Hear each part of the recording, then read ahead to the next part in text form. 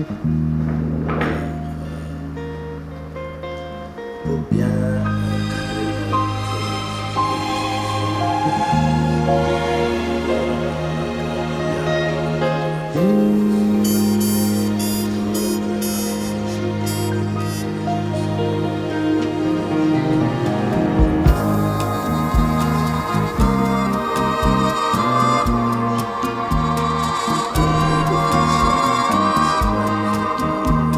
l'andrologie, c'est une spécialité médicale. Il faut préciser médicale, hein, qui s'occupe de l'anatomie,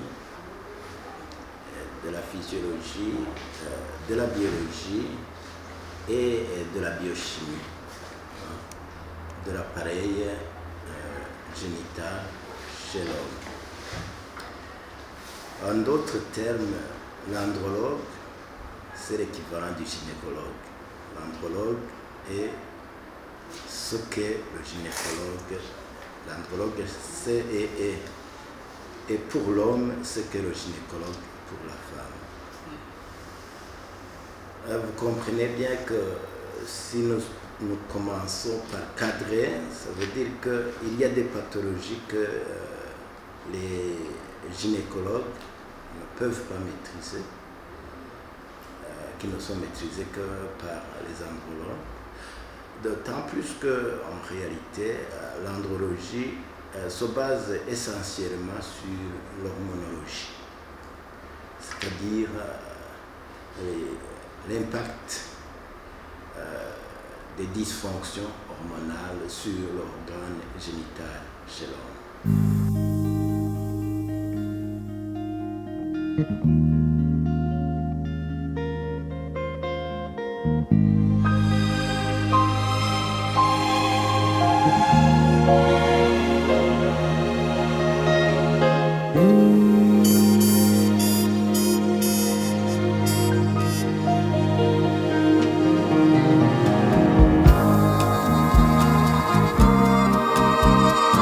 Si je dis les pathologies anatomiques, vous comprenez bien qu'il s'agit effectivement de tout ce qui est en rapport avec l'organe génital, l'anatomie, l'aspect morphologique de l'organe génital chez l'homme, c'est-à-dire la verge, le testicule et les glandes annexes.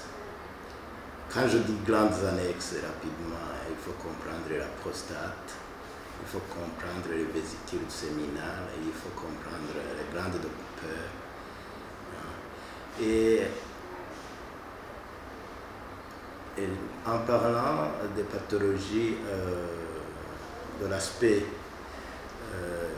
biologique, nous nous focalisons essentiellement sur l'aspect des productions des liquides ou du fonctionnement des organes génitaux internes, notamment le testicule, notamment la prostate. Et c'est dans ce cadre que nous allons situer les problèmes de l'infertilité masculine, les problèmes de troubles éjaculatoires, les problèmes des troubles érectiles. Et si je parle des aspects biochimiques, c'est justement tout ce qui est en rapport avec les hormones qui permettent effectivement à la croissance normale ou anormale des organes génitaux externes chez l'homme. Et ici, parfois, et comme embryologiquement les organes génitaux sont de même origine embryologique chez l'homme et chez la femme, et qu'en réalité il y a une différenciation peut-être autour de la 12e semaine embryologique, à ce moment-là, il faut comprendre qu'effectivement, il peut y avoir des pathologies qui peuvent se retrouver chez la femme et qui ressemblent à des pathologies de l'homme. C'est le cas l'hyperandrogénie chez la femme. Le cas le plus récent, c'est le cas de Castel Semenya. C'est le cas de notre athlète, Francine Niyonsaba, dont on parle, qu'elles sont hyperandrogéniques, c'est-à-dire qu'elles ont un taux d'hormones masculin supérieur à la quantité normale qu'elles devraient avoir dans le sang. C'est-à-dire qu'en réalité, les femmes ont aussi un certain taux d'hormones masculin, un peu d'hormones masculins, justement pour permettre un bon fonctionnement sexuel, pour permettre, par exemple, un bon orgasme, il faut un certain taux d'hormones masculins chez la femme. L'andrologue s'occupera essentiellement des pathologies qui sont dues à ces anomalies, surtout des anomalies des organes génitaux. Des anomalies qui peuvent être visibles ou des anomalies qui peuvent être invisibles à l'œil nu. À titre d'exemple, on peut avoir un homme qui a une voix aiguë. C'est anormal. Au stade adulte, un homme qui a une voix aiguë, c'est anormal. Il devrait avoir une voix masculine. Un homme qui n'a pas de poils et du pubis ou qui n'a pas de barbe, c'est anormal chez l'homme. Ça veut dire quoi? Ça veut dire que tout ce que je suis en train de dire, ce sont des caractères sexuels secondaires qui sont des manifestations d'un certain taux d'hormones, c'est-à-dire de substances chimiques induisant la croissance normale des organes masculins, des organes génitaux masculins, c'est-à-dire la différenciation effectivement morphologique de l'homme et de la femme.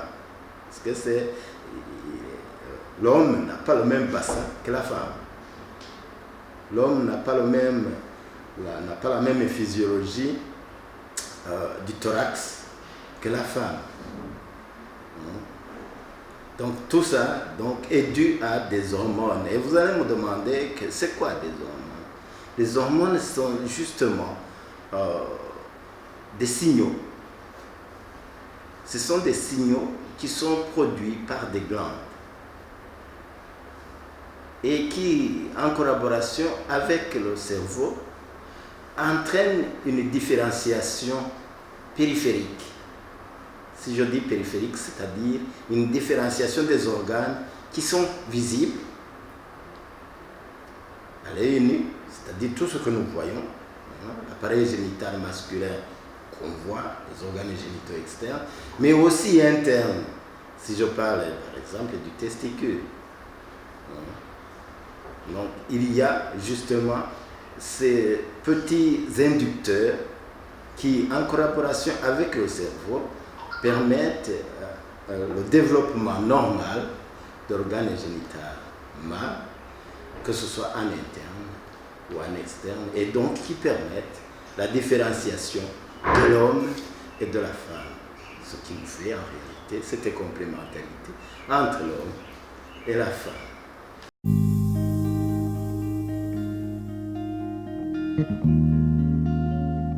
Quelles sont les pathologies que vous pouvez voir à l'œil nu? C'est par exemple un enfant qui naît sans pénis, sans verge, parce que le pénis c'est un mot vulgaire.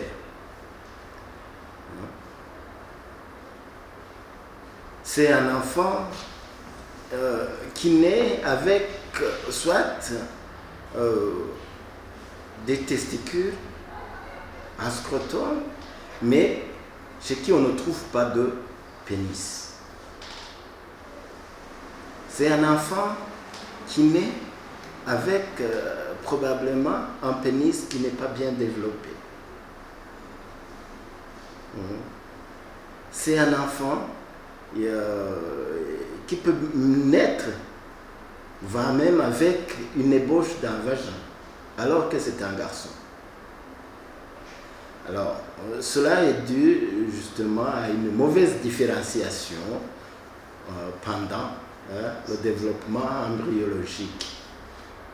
Ceci dit en passant, vous savez bien que génétiquement, la femme est XX et le garçon est XY. Et c'est cet Y, le bras court. Si vous écrivez Y, vous voyez qu'il a un long bras et un petit bras. Et c'est sur le bras court de l'Y que se trouve justement le matériel génétique qui va permettre la différenciation de l'appareil génital masculin. Alors, s'il y a une dislocation de ce bras court, par exemple, il peut y avoir alors des anomalies.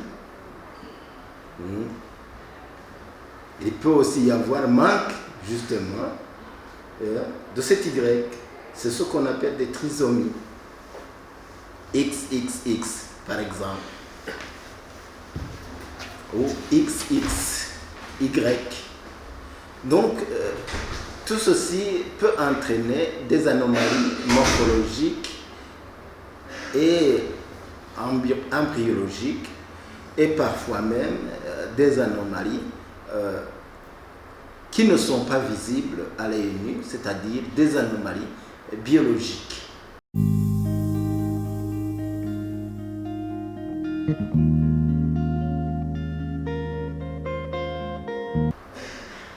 Alors, si nous embrayons sur les anomalies biologiques, nous allons nous focaliser essentiellement sur les anomalies du sperme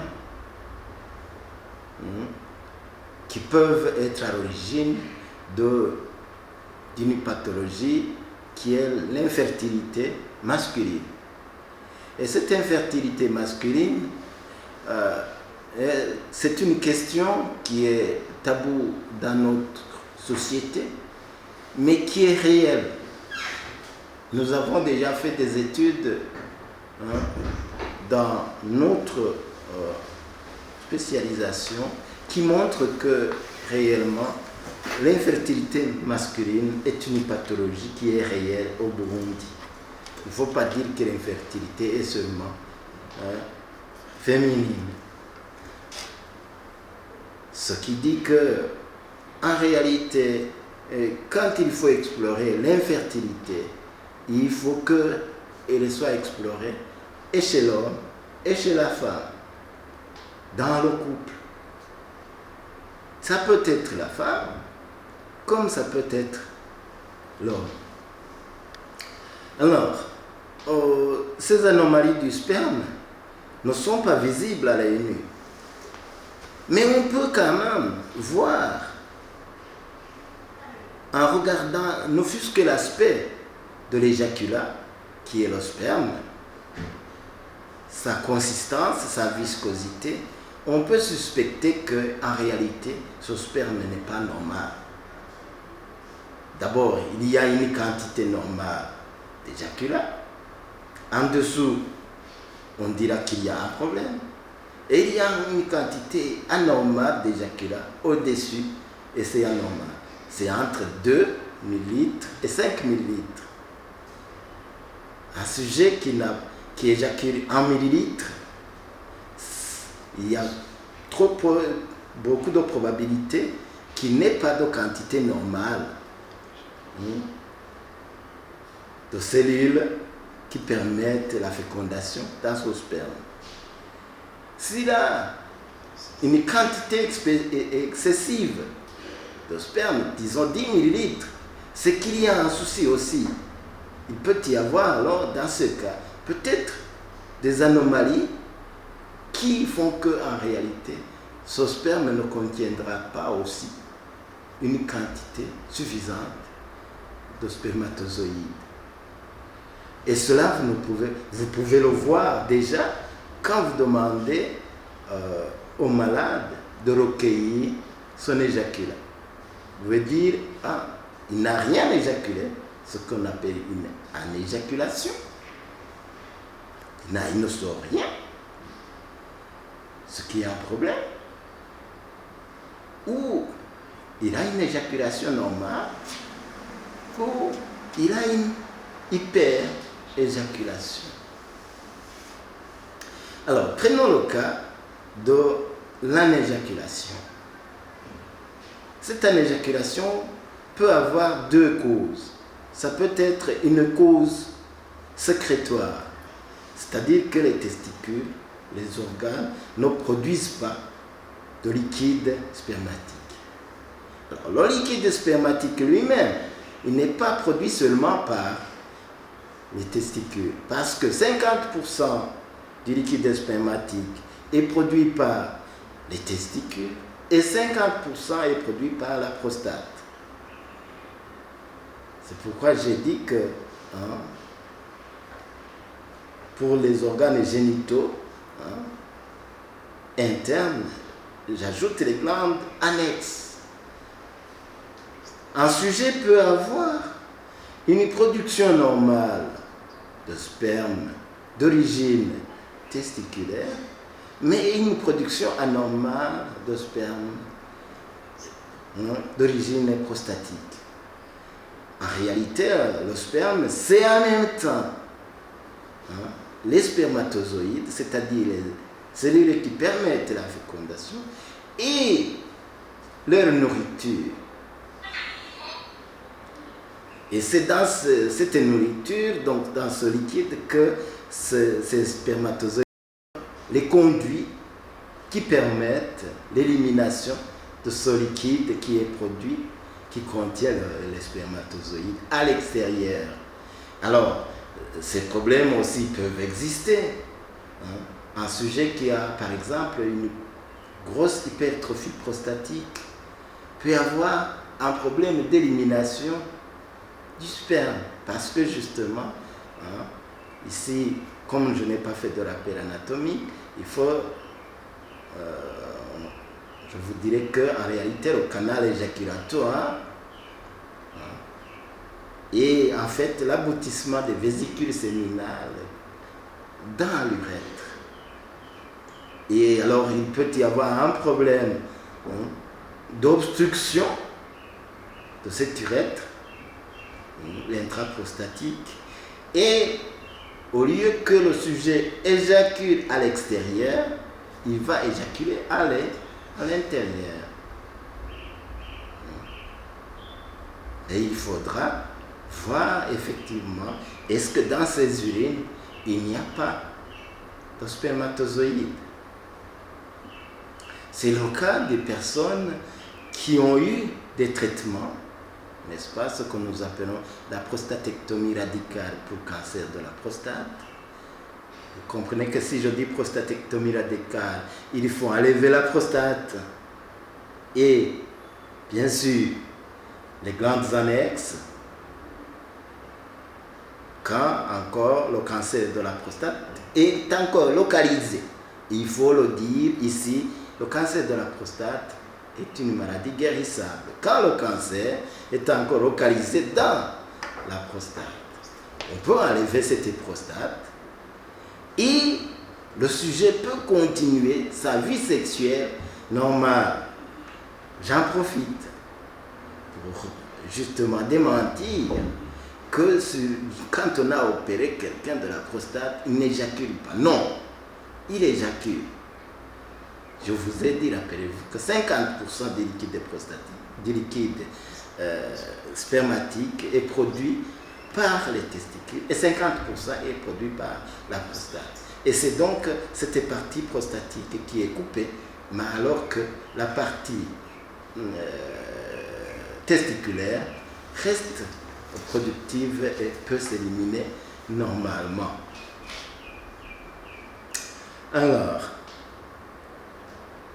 quand je dis que pour les anomalies qu'on ne voit pas, j'ai d'abord dit les anomalies de l'excrétion, des anomalies du sperme,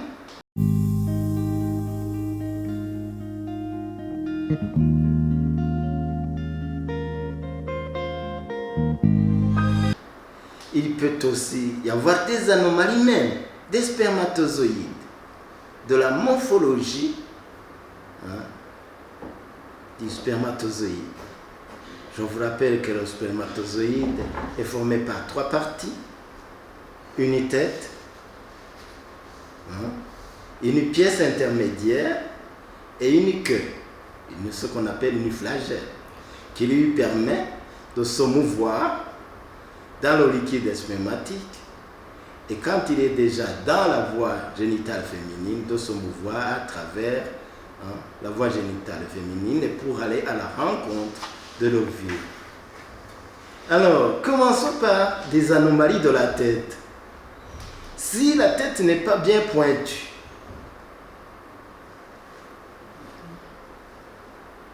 supposons que la tête est ronde. Alors, à ce moment, c'est comme, prenez par exemple le cas d'une balle. Elle ne peut pas détruire la membrane qui enveloppe l'ovule. D'accord? Il faut qu'elle soit suffisamment conique et pointue pour pouvoir détruire cette membrane. Et au niveau même de la partie externe de ce spermatozoïde, il y a ce qu'on appelle des acrosomes. Ce sont donc, c'est un organe qui permet de libérer des enzymes qui vont détruire la membrane de l'ovule et qui permettent donc au spermatozoïde de libérer son matériel génétique dans l'ovule, ce qui va permettre donc la fécondation.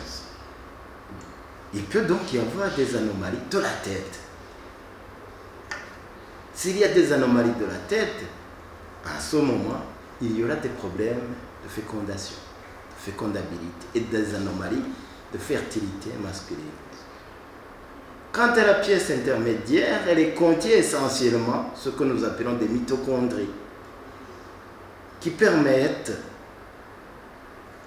de donner l'énergie nécessaire au spermatozoïde qu'il puisse se mouvoir dans la voie génitale féminine. Souvenez-vous que le spermatozoïde peut vivre autour de 72 heures dans la voie génitale féminine. C'est ce que vous savez depuis, tout le monde le sait, depuis le secondaire.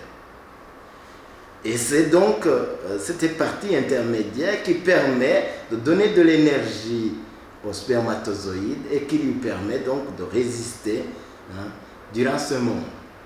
S'il y a une anomalie de cette pièce intermédiaire, les spermatozoïdes vont mourir très rapidement et donc il y aura très peu de spermatozoïdes à l'encontre de l'ovule et très peu de chances de fécondation. Venons-en à la troisième partie qui est la flagelle ou la queue. C'est une pièce qui permet la mobilité. Ça contient des microtubules qui permettent aux spermatozoïdes de se mouvoir, n'est-ce pas? Et qui donc lui le propulse dans le liquide spermatique et lui permet d'aller à la rencontre de l'ovule. Si, par exemple, la plupart des spermatozoïdes n'ont pas de flagelle ou de queue, à ce moment aussi, il y aura des problèmes de mobilité du spermatozoïde et donc de mobilité de rencontre du spermatozoïde et de l'ovule. Et en réalité, cela peut être à l'origine d'une infertilité masculine.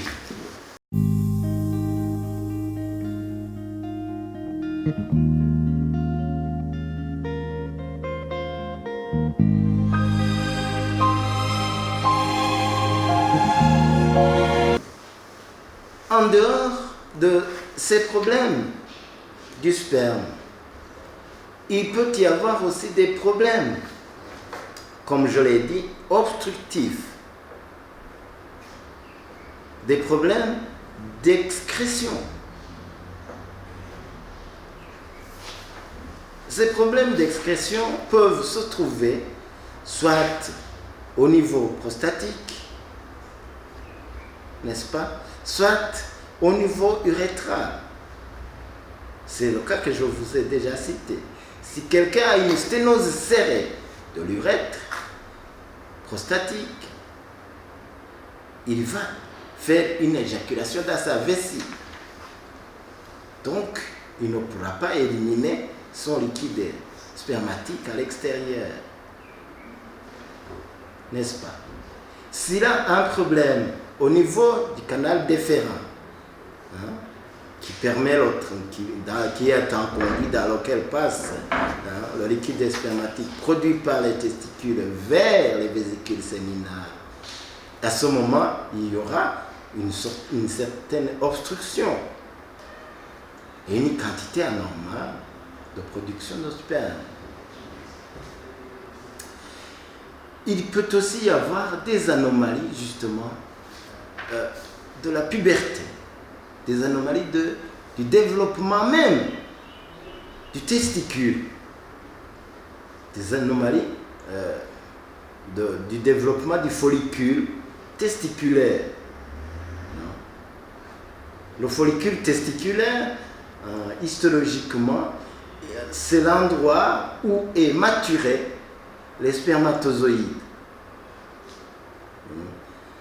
Ici, je vous apprends qu'en réalité, les spermatozoïdes commencent leur maturation à la puberté. Et pour qu'il y ait maturation des spermatozoïdes, il faut un taux assez élevé d'hormones masculines que nous appelons la testostérone. S'il y a un manque de testostérone, il n'y aura pas de développement des follicules testiculaires et donc il n'y aura pas de spermatogénèse, pas de production de spermatozoïdes.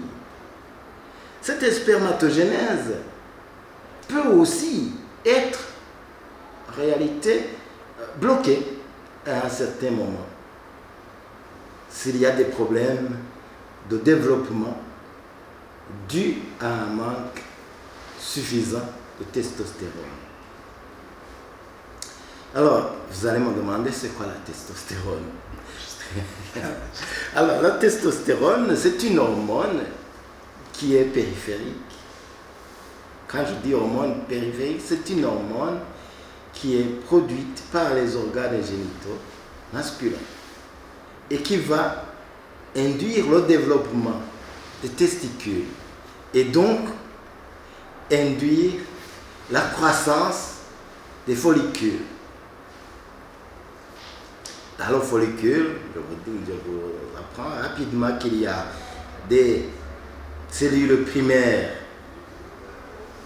qui vont devenir des spermatozoïdes à la puberté, ce qu'on appelle des spermatogonies, qui vont se développer à un certain moment, être bloquées au stade à une certaine phase de la maturation, et quand il y aura un taux suffisant de testostérone, à ce moment, ils vont alors continuer leur maturation en passant des spermatides aux spermatozoïdes. Vous comprendrez maintenant pourquoi, justement. En réalité, nous disons qu'aucun homme n'est infertile. Il n'est infertile que quand il n'a aucun spermatozoïde dans son follicule ou dans ses follicules testiculaires. Là, le diagnostic est formel. Les techniques actuelles peuvent permettre d'aller chercher, ne fût-ce qu'un seul spermatozoïde mature dans le follicule et permettre une fécondation in vitro, extra organes génitaux, si vous voulez que j'en parle dans un langage vulgaire. Et le sujet ne sera infertile totalement que s'il n'a aucun spermatozoïde en réalité, hein, qui est capable de féconder l'ovule. Voilà, je pense que j'ai déjà circonscrit donc ce problème d'infertilité masculine, hein, chez l'homme. Je ne parlerai pas bien sûr d'infertilité chez la femme, parce que là c'est le cas, c'est pour les gynécologues. Mais, il peut y avoir aussi des anomalies de développement folliculaire chez la femme et d'infertilité féminine qui sont dues à un taux élevé de testostérone. Parce que justement, ce testostérone est spécifiquement masculine, donc permet la puberté chez l'homme. Et s'il y a un taux élevé de testostérone chez la femme, elle peut agir sur l'ovaire et donc entraîner des problèmes d'ovulation chez la femme.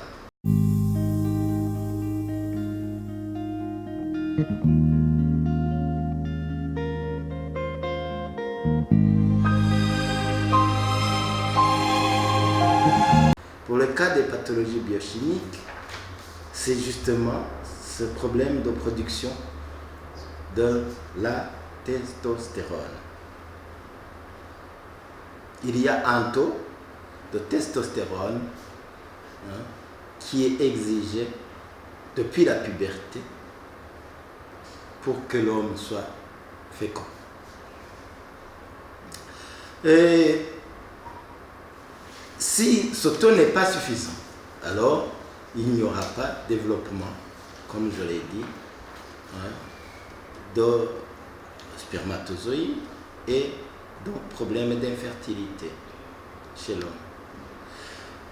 Alors, cette testostérone ou cette testostéronémie, comme la testostérone se dose dans le sang, est induite par, en réalité, elle est commandée par l'hypophyse au niveau central.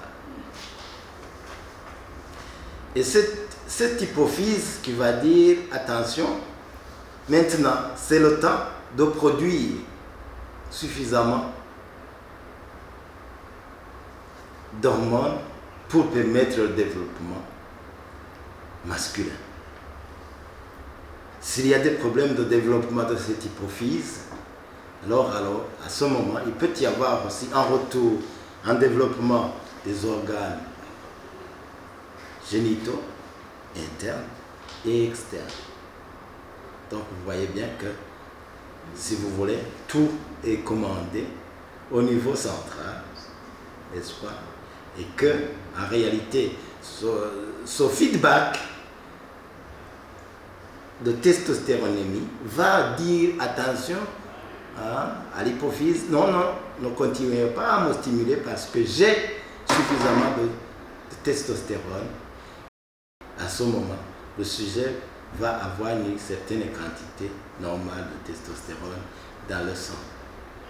Alors, qu'est-ce que c'est qu'en réalité l'andropause? Puisqu'en réalité, il faut aller jusqu'à... On dit qu'en réalité, l'homme est fertile jusqu'à la fin de sa vie. Ce n'est pas vrai. Ce n'est pas vrai parce que justement, il peut y avoir à un certain moment une diminution de la production, hein, de ces hormones masculines, n'est-ce pas? Et donc une diminution de la testostéronémie, ce qui va entraîner une diminution de la virilité masculine à un certain âge, et bien sûr une diminution, hein, de la production, hein, des spermatozoïdes, ce qu'on appelle l'andropause, qui est l'équivalent de la ménopause chez la femme.